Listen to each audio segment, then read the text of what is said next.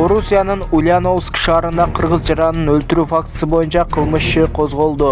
Бул туурасында Регнум жазды. Маалыматка караганда окуя кече 20-декабрдын кечинде болгон. Кафелердин биринде 21 жаштагы орус улутундагы жигит 20 жаштагы кыргыз улутундагы кесиптешине бычак сайган. Окуя кайым айтышуудан ырбаган. Мындан улам чыр мушташка айланган. Жабырлануучу окуя болгон жерде каза тапкан. Бул факты боюнча кылмыш жаза кодексинин 1-бөлүмү менен кылмыш иши козголгон. Орусиянын кылмыш жаза кодексинин 105-киши өлтүрүү бир катар экспертизалар дайындалды. Тергөө иштери уланууда. Шектүү убактылуу кармоочу жайга киргизилди. Өкмөт үйүнүн алдында Таатан соода борборунун соодагерлери митингге чыгышты. Алар контролдук кассалык машина орнотууга каршы экендигин билдирип, патент менен иштей берүүнү суранып чыгышкан.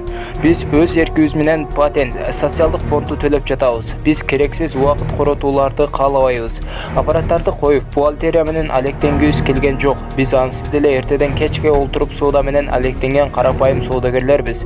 Биз ККМ аппараттарды орнотууну каалабайбыз, деди соодагерлердин бири. Белгилей келсек, жаңы салык кодексинин долбоору боюнча Дордой сыяктуу ири жана кичи базарларда контролдук кассалык машина ККМ менен соода кылуу милдеттендирилген. Базарда кийим-кече саткандар соода борборундагы дүкөндөргө окшоп ККМ колдонуп, кардырга чек берүү талап кылынат.